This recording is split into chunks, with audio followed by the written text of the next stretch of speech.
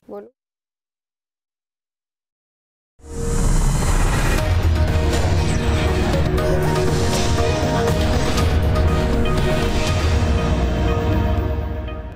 इस मुल्क के फैसले मुल्क से बाहर ना हो, ना लंदन ना वॉशिंगटन। इस मुल्क के फैसले पाकिस्तान में हो और पाकिस्तानियों के लिए हो।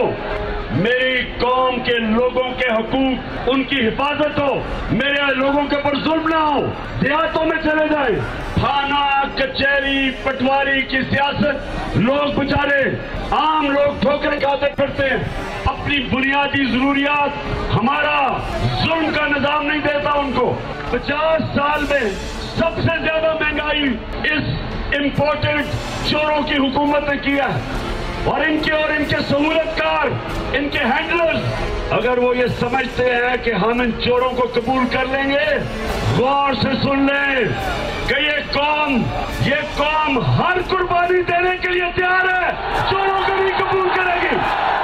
आज इंशाअल्लाह हमारा जो सफर शुरू है, मैं आज अपनी अदलिया को कहना चाहता हूं कि ये आइन के बीच में, कानून के बीच में रह के हम चलेंगे। हम सिर्फ उन इलाकों में जाएंगे, कोई कानून नहीं तोड़ेंगे, कोई रेड जोन में नहीं जाएंगे।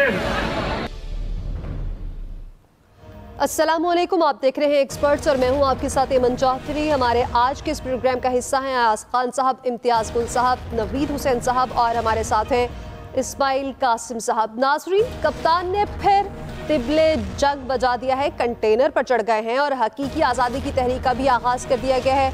इमरान खान की क़यादत में लिबर्टी चौक लाहौर से लॉन्ग मार्च शुरू हो चुका है। काफिले रवां धवां हैं। आज का दिन लाहौर पे ही गुजारा जाएगा और लॉन्ग मार्च की पहली मंजिल शाहतरा इंटरचेंज होगा, जहां इमरान खान खिताब भी करेंगे, शरका रात क़याम करेंगे, जबकि कराची, सक्खर, रहीम यार खान और मुल्तान से आने वाले काफिले लॉन्ग मार्च में शामिल होंगे।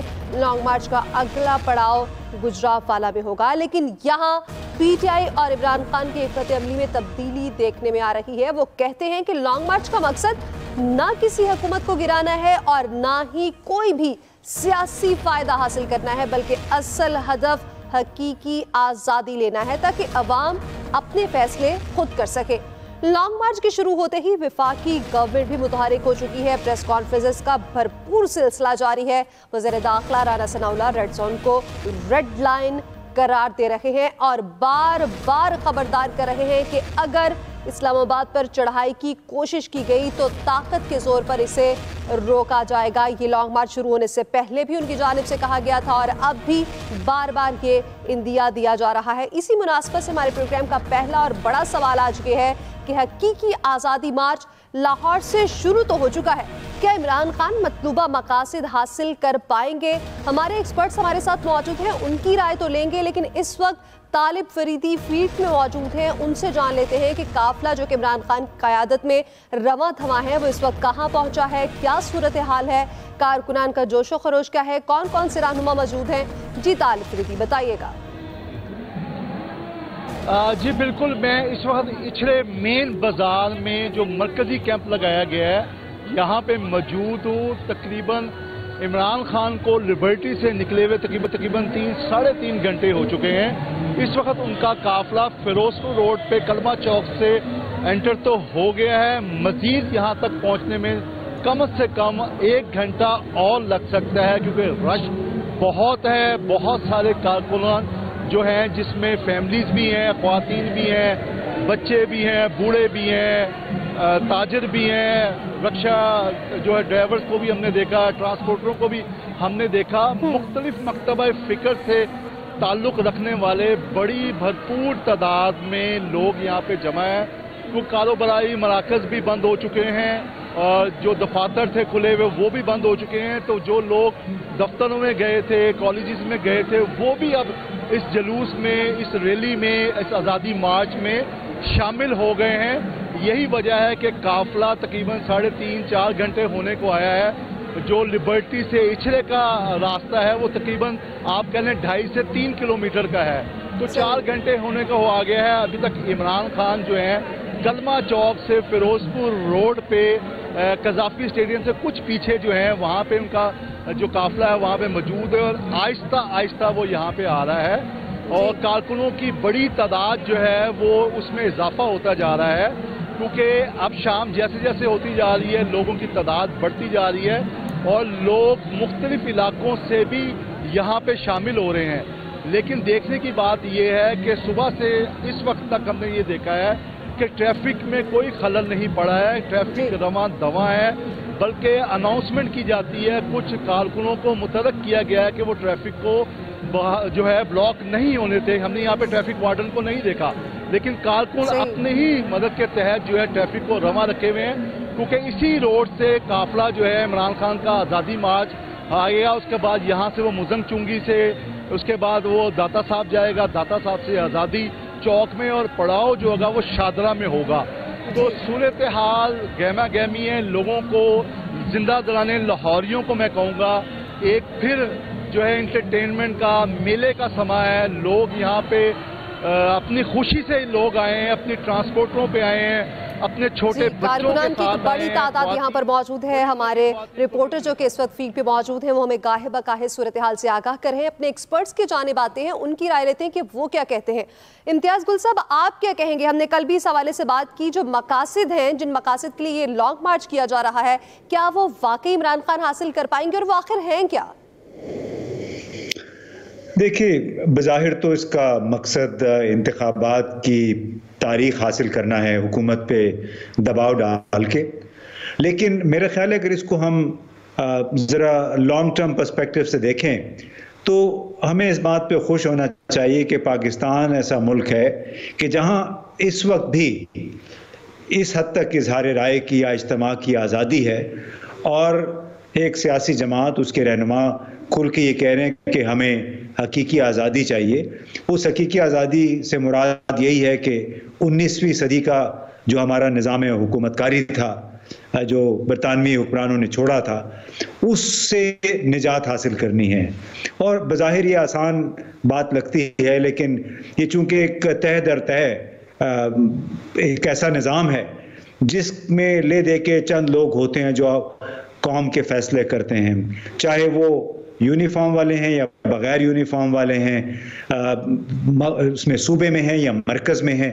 तो मेरा ख्याल है कि इस लिहाज से हम पहले ही एक इर्तकाई अमल से गुजर रहे हैं और जितने ज़्यादा से ज़्यादा इस नौइयत के मुजाहरे, लॉन्ग मार्चेस होते रहेंगे, हमारी जो थ्रेशोल्ड है उसका बर्दाश्त का, जमहूरियत का, जमहूरी अमल का और हुकूक के लिए आवाज़ बुलंद करने का, वो भी बुलंद होता चला जाएगा। तो इस लिहाज से मैं समझता हूँ कि हकीकी आज़ादी से मुराद ये है कि जो पुराने कवानीन और ज़वाबित हैं उनसे निजात हासिल करना, ताकि आवाम को बराह रास्त फैसला साजी में, हुकूमत साजी में उनका हिस्सा मिल सके। सही। इम्तियाज़ गुल साहब, आपने तो अपनी इस हवाले से मौक़िफ़ दिया। अयाज़ खान साहब, आप क्या कहेंगे कि जो इस वक्त लॉन्ग मार्च का आगाज़ हो चुका है उसके मकासद क्या हैं? आपको क्या लगता है हिकमत अमली आगे जाके तब्दील हो सकती है इस हवाले से, क्योंकि बयानिया तो कहीं ना कहीं तब्दील होता ही आ रहा है? एमन, नॉर्मली होता क्या है कि इस तरह के ये तो सॉर्ट ऑफ डिफरेंट मुझे लग रहा है ये जो ऐलानात कर रहे हैं इमरान खान साहब। हमने इससे पहले यही देखा कि जब कोई इस तरह की वो एक्टिविटी होती थी, कोई लॉन्ग मार्च होता था या कोई एहतजाज का सिलसिला शुरू होता था, तो वो यही कहा जाता था जी बस ये हुकूमत गई, हम इसको गिराने जा रहे हैं और हमारे पहुंचने से पहले ये हुकूमत गिर जाएगी। अब इमरान खान साहब कह रहे हैं मुझे हुकूमत भी नहीं गिरानी। तो नॉर्मली लोग क्यों आते हैं उसमें, किसी इस तरह की एक्टिविटी में? रिजल्ट चाहिए होता है उन्हें। जाहिर है वो आप उनको चार्ज करते हैं और लेके जाते हैं, तो ये उस हिसाब से डिफरेंट है। या तो इमरान खान साहब ने अपनी वो जो कार्ड्स हैं वो सीने के साथ लगाए हुए हैं, अभी वो शो नहीं कर रहे कि वो फाइनली क्या करने जा रहे हैं, क्योंकि ज़ाहिर है प्रेशर बहुत ज़्यादा है, अदालतों का भी है, गवर्नमेंट्स का तो हुआ ही करता है। तो वो चूँकि उससे भी निकलना चाहते हैं कि कहीं रास्ते में रुकावट ना आए और फाइनल डेस्टिनेशन से पहले वो कोई हिकमत अमली अपनी बनाएं या बताएं आज की तारीख तक। अदरवाइज देखें, ये हमारे जैसी, चूँकि हम थर्ड वर्ल्ड कंट्री के लोग हैं, हमें रिजल्ट चाहिए होता है, हमें इलेक्शन में भी फौरी रिजल्ट चाहिए होता है ना कि जी बस ये गवर्नमेंट चेंज होगी और उसके बाद हमारे हालात सुबह हम उठेंगे तो बदल जाएंगे। क्योंकि मुआवज़ों पे यकीन रखने वाली कौमें हैं हम बिल्कुल मुआवज़े का इंतज़ार कर रहे होते हैं और यही सोच के हम वोट भी डाल रहे होते हैं, मज़े की बात है। अदरवाइज जो इम्तियाज़ गुल साहब बात कर रहे थे कि ये चीज़ें जमहूरियत के लिए बड़ी इंपॉर्टेंट होती हैं कि एक प्रेशर बनता है, इतने लोग निकलते हैं, वो पता चलता है कि हाँ जी इस मुल्क में ये एक्टिविटी हो रही है और हो सकती है और चीज़ें चेंज तो हुई हैं ये जब से ये चीज़ इमरान खान साहब ने किया है, क्योंकि ये इनको मैं कहूँगा ये गैर मामूली हालात हैं। कल आपने देखा कि गैर मामूली वाकया भी हुआ कि हमने नहीं देखा इससे पहले कि डीजी ISI आके मीडिया से बात कर रहे हो, तो ये चेंज तो है। अब इस चेंज को कहां तक लेके जाते हैं ये देखना पड़ेगा। मकासद अभी मुझे नहीं पता इमरान खान साहब के एग्जैक्ट मकासद हैं क्या, या वो अभी बता नहीं रहे हमें। बिल्कुल ऐसा ही है। नवीद हुसैन साहब, आप इस हवाले से क्या कहेंगे कि जैसे कि अभी अयाज खान साहब ने कहा कि मकासद पहले कुछ और थे, अब कुछ और हैं, फिर अब जो हालात भी हैं और सियासी बहरान है मुल्क में, क्या ये काबू हो पाएगा, इसको बेहतरी की जानिब ला पाएंगे या फिर ये इसी तरह मजीद इससे खराब होते नजर आ रहे हैं? एमन, जैसे अयाज खान साहब ने कहा, मेरे ख्याल में मैं उनसे किसी हद तक इत्तेफाक करूंगा कि जो इमरान खान साहब हैं, या तो उन्होंने जो है वो अपने मोहरे अभी अपने पत्ते जो है वो अपने सीने से लगा के बैठे और कि वो अपना असल इंटेंशन जो है वो असल मकासद जो हैं, असल ऑब्जेक्टिव जो हैं वो अभी किसी को नहीं बता रहे। इससे पहले भी उन्होंने मार्चेस किए, हमने देखा जो उन्होंने मैराथन धरना दिया था, या उसके बाद अभी जो मई में उन्होंने मार्च किया था, उन दोनों इवेंट्स में हमने देखा कि कोई खातर खा चीज़ें वो अचीव नहीं कर पाए। तो अभी का जो मार्च हो रहा है, लॉन्ग मार्च हो रहा है, तो उसमें भी अभी ये बताया जा रहा है कि गवर्नमेंट गिराना मकसद नहीं है, फिर उसके साथ साथ ये कि जी इंतशार मकसद नहीं है, उसके साथ साथ ये कि जी हम पुरअमन रहेंगे, फिर ये कि जी हकीकी आज़ादी के लिए मार्च है। तो हकीकी आज़ादी को भी एक ओपन एंडेड छोड़ा गया है कि हकीकी आज़ादी से मुराद क्या है। जैसे इम्तियाज़ गुल साहब ने कहा कि जी हकीकी आज़ादी से शायद उनकी मुराद ये है कि वो घिसा पिटा जो गवर्निंग सिस्टम है उससे निजात, तो वो तो इलेक्शन के बाद आएगा जब गवर्नमेंट बनेगी और गवर्नमेंट जो है वो उस सिस्टम को चेंज कर पाएगी। लेकिन अभी इमीडिएट ऑब्जेक्टिव मेरे ख्याल में वो नहीं हो सकते। तो या तो इमरान खान साहब वो किसी को बता नहीं रहे, या वो खुद ही क्लियर नहीं है कि वो क्या ऑब्जेक्टिव्स हैं जो इससे अचीव करना चाह रहे हैं। नाउ अब सवाल ये उठता है कि अगर वो ऑब्जेक्टिव्स का उनको खुद ही पता नहीं है तो फिर इस मार्च की ज़रूरत क्या थी। तो ज़रूरत इस वजह से अगर देखा जाए, मैंने शायद एक पिछले प्रोग्राम में ये बात की थी कि कुछ बिहाइंड द सीन कुछ जो है बातचीत चल रही थी, और वो उस बातचीत में नाकामी के बाद शायद उन्होंने फैसला किया कि सही मार्च की तरफ जाना चाहिए। इस्माइल कासिम साहब, आप क्या कहेंगे कि क्या जो बैकडोर राब्ते हो रहे थे उनकी नाकामी के बाद, या फिर मकासद वाकई कुछ और हैं जो अभी जाहिर ही नहीं किए जा रहे? बहुत शुक्रिया। देखिए, मेरा ख्याल है कि आंखें बंद करने से तो बातें नहीं बनती, लेकिन मकासद बड़े ऑब्वियस हैं। मकासद जो हकीकी आज़ादी की बात है, अभी डिबेट हो रही थी क्या है क्या नहीं, वो दैट इज़ की जो पॉलिटिकल मैनेजमेंट हो रही है जो कि 75 सालों से चलती जा रही है, जो कि इदारे रन करते हैं वो ना करें, जो इंटरफेरेंस है अपनी जो डोमेन्स हैं उनके अंदर काम करें। ये साजिश है। ये क्यों है? क्योंकि खान साहब ने पहले भी कहा कि जब मैं वज़ीर आज़म था, अगर मेरे पास 50% भी पावर होती तो मैं बड़ा डिफरेंटली उसके अंदर बिहेव करता। तो उन्होंने कहा मेरे पास पावर नहीं थी। उसके बाद देखें ट्रस्ट डेफिसिट कितना ज़्यादा है। 9 अप्रैल की रात को जिस तरह खान साहब को उठा के बाहर फेंका गया, उसके बाद खान साहब क्यों उसके ऊपर रिटेलिएट करेंगे? वही जो लाडला वाली टर्म थी वो कहाँ से आती थी? लाते वही है, फिर निकाल देते हैं। तो खान साहब जो है इस दफ़ा डिफरेंट करना चाह रहे हैं। क्यों वो नहीं चाह रहे कि मुझे हुकूमत गिराना है? वो हुकूमत गिरा भी दें, इलेक्शन आ भी दें, देन अगेन क्या होगा? फिर खान साहब अनप्रेडिक्टेबिलिटी रहेगी, एक सवालिया निशान रहेगा। 75 साल की तारीख है हमारी। अब देखें एग्जाम्पल मैं आपको देता हूँ यहाँ पे। ऑन दी अदर हैंड, कल जो भी मेंशन भी हुआ, कल वाली प्रेस कॉन्फ्रेंसेस जो हुई कल, वो नहीं बनती थी, बड़ी एम्बैरेसिंग थी। क्यों एम्बैरेसिंग थी? क्योंकि आप नहीं आके बता रहे होते, एक्सप्लेनेशन दे रहे होते कि हम नहीं हैं। हमारी बड़ी बाइस से इज्जत, बाइस से फख्र इदारे हैं हमारे लिए, और हम नहीं चाहते कि वो आके कह रहे हो कि हम गद्दार नहीं है। हमें पता है आप गद्दार नहीं है। सिर्फ एक छोटी सी फाइन लाइन है कि जो आप मैनेजमेंट करते हैं, जो इंटरफेरेंस करते हैं, इसमें कोई ढकी छुपी राय अब नहीं रही है। Everybody knows about it. Ismail साहब, लेकिन अभी बात हो रही है, हम ये कह रहे हैं कि इमरान खान के जो मकासद हैं हमें नहीं लगता कि वो अपनी हर चीज वाजे करके चल रहे हैं, क्योंकि हर कुछ देर के बाद उनका बयानिया बदल जाता है, हर किताब के बाद एक नई बात आ जाती है। एब्सोल्युटली राइट, वो नहीं कर सकते ना। देखिए मैस पावर चाहिए, अंडरस्टैंड करें वो कर क्या रहे हैं। वो मैं एक छोटी सी एग्जांपल देता हूं, इतना स्लो क्यों जा रहे हैं। He needs the mass movement, he needs the mass power। और कल देखें जब उन्होंने खुद डायरेक्टली खान साहब को आके हिट कर दिया कि खान साहब ने रात की तारीकी में आके हमारे तरले करते हैं, सुबह उठ के आप हीरो बन जाते हैं, रात को मुफाहमत है, सुबह उठ के मज़ाहमत है। आपने तो डायरेक्टली उनको शह दे दी, पर उनको मौका दे दिया। अब वो आगे से रिटेलिएट करें। वो कह रही है तो पीडीएम का बयानिया आप बोल रहे थे, आप कहते हैं न्यूट्रल नहीं है। मुझे लग रहा था वहां पे मरियम औरंगजेब बैठी प्रेस कॉन्फ्रेंस कर रही थी, आपने उनको मौका दे दिया। इस प्रेस कॉन्फ्रेंस में हमने कल भी बात की, प्रोग्राम के अगले हिस्से में भी बात करेंगे, लेकिन अभी बात हो रही थी इमरान खान के मकासद के हवाले से कि लॉन्ग मार्च तो शुरू हो चुका है, उसका आगाज भी हो गया, तादाद भी देखी गई है और ये काफिला अब रवा धवा है। एक्सपर्ट्स की राय आपने जानी। यहाँ एक ब्रेक, और ब्रेक के बाद बात करेंगे कि इदारों की जानिब से तो गैर जानिबदार रहने का अज़्म किया गया है और बार बार कहा जा रहा है, लेकिन इमरान खान फिर भी इदारों पर सवालात क्यों उठा रखे। इस ब्रेक के बाद बात करेंगे।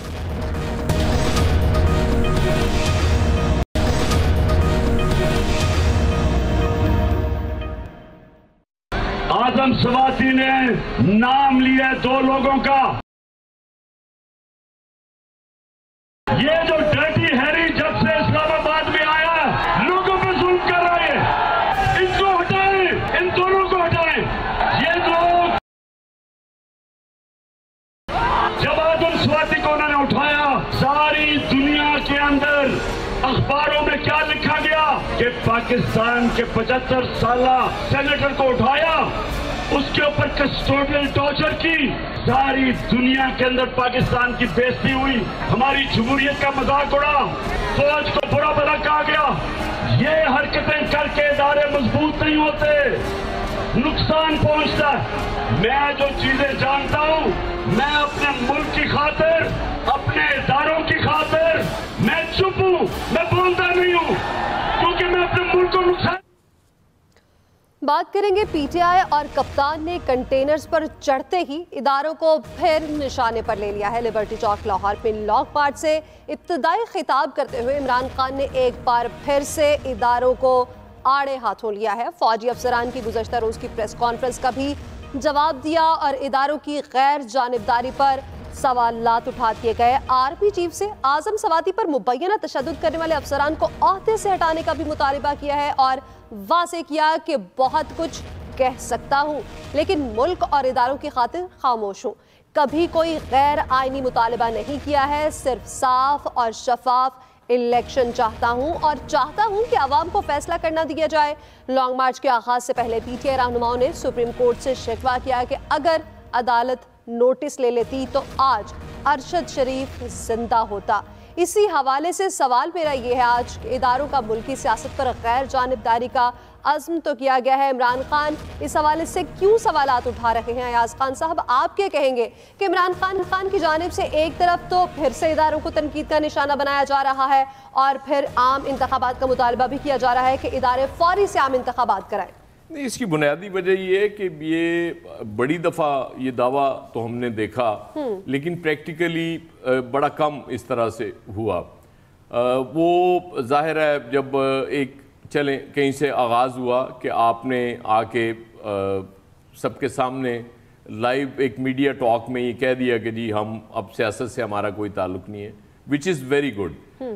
गालिबन इमरान खान साहब इसको मेक श्योर करना चाह रहे हैं कि अब अगर नहीं है, क्योंकि इससे पहले उनका स्टांस डिफरेंट था, उससे पहले वो मुदाखलत चाह रहे थे। इमरान खान साहब भी आपको याद होगा, वो कह रहे थे कि जी आप मुदाखलत करें और हमें इलेक्शन की तारीख लेके दें, क्योंकि हमारी तारीख इस मुल्क की ये है कि जब तक इदारे नहीं बैठते हमारे यहाँ मुज़ाकरात भी कामयाब नहीं होते।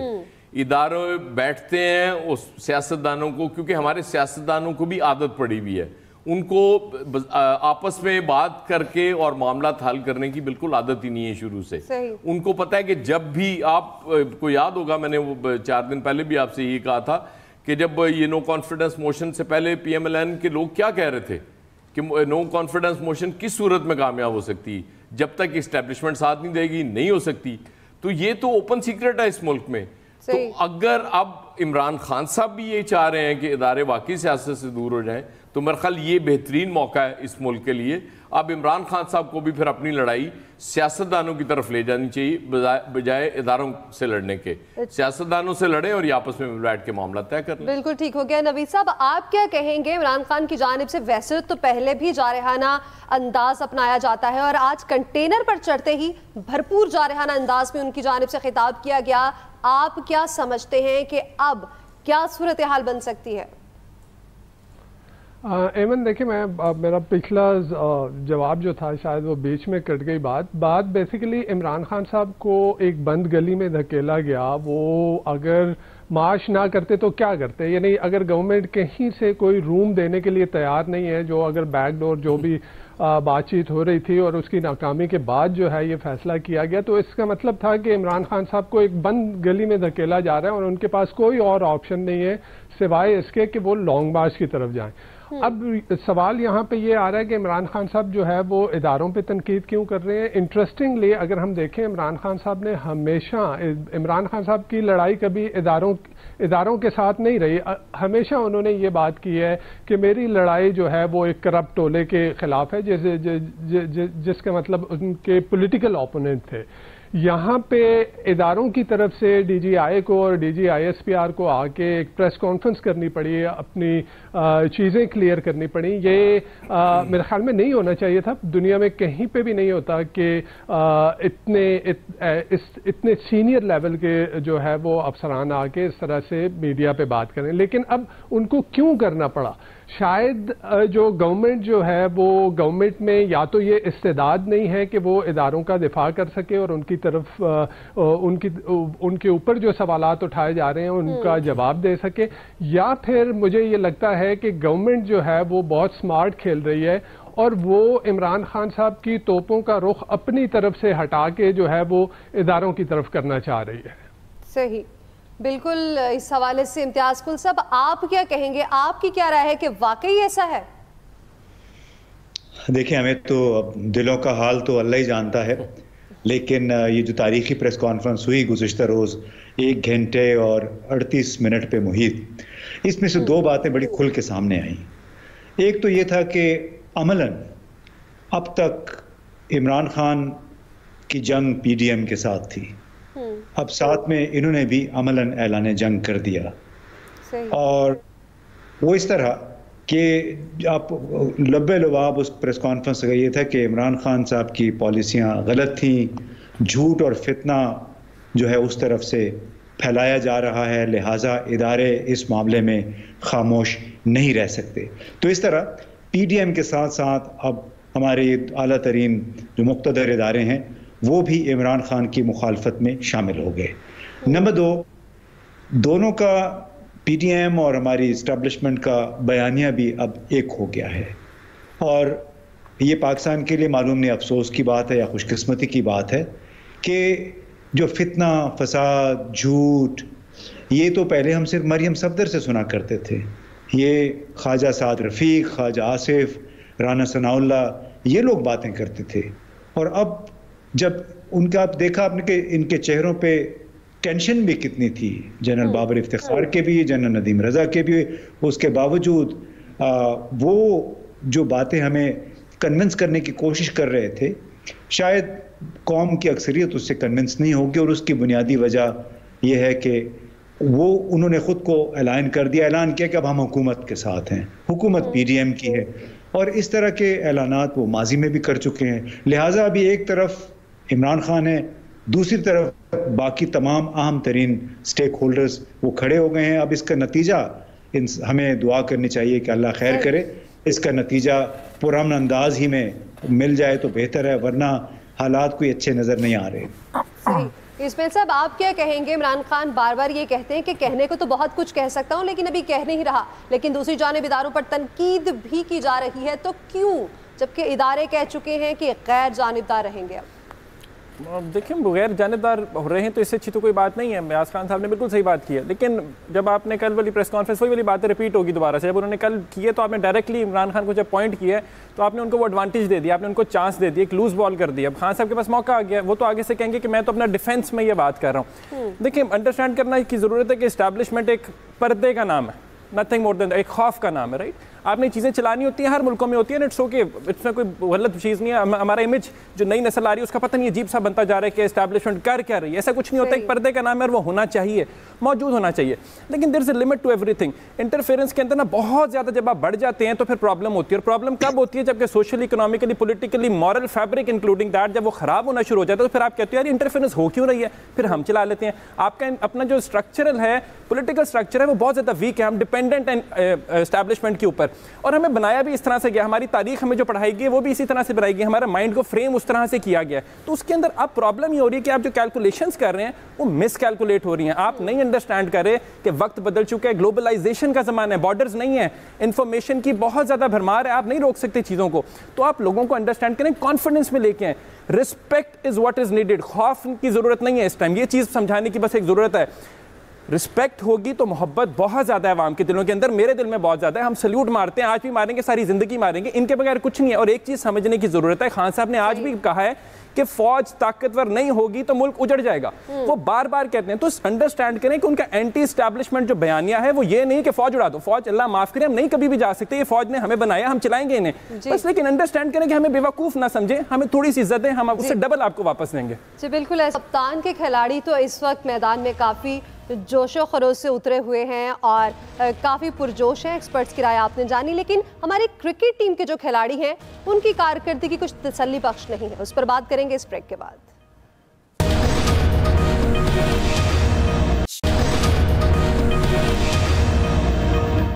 वेलकम बैक और बात करेंगे अब T20 वर्ल्ड कप में बड़े अपसेट के हवाले से कि वर्ल्ड कप से पहले चेयरमैन पीसीबी की जानिब से बड़े बड़े दावे तो किए गए थे और कहा गया था कि टीम बेहतर परफॉर्म करेगी, और कैप्टन की जानिब से भी बड़े दावे सामने आए थे, लेकिन टीम की परफॉर्मेंस उस हिसाब से तसल्ली बख्श नहीं है, उस तरह से बेहतर परफॉर्म नहीं कर रही है। और अगर कौमी टीम तमाम मैचेस जीते भी, भारत साउथ अफ्रीका को हराए और बांग्लादेश जिम्बाब्वे को शिकस्त दे, तो फिर कौमी टीम सेमीफाइनल में पहुंच सकती है। मगर उससे पहले सिर्फ अगर मगर की गेम है, कौमी टीम इस वक्त काफ़ी मुश्किल में दिखाई दे रही है। इसी हवाले से हमारा सवाल ये है कि दावे तो बड़े बड़े किए जा रहे थे कि क्रिकेट टीम बेहतर खेलेगी, खिलाड़ी बेहतर परफॉर्म कर पाएंगे, लेकिन शिकस्त पर शिकस्त का सामना करना पड़ा है। तो आखिर इसकी वजूहात क्या है और इस पर काबू क्यों नहीं पाया जा रहा है? इम्तियाज साहब, आप क्या राय रखते हैं इस हवाले से?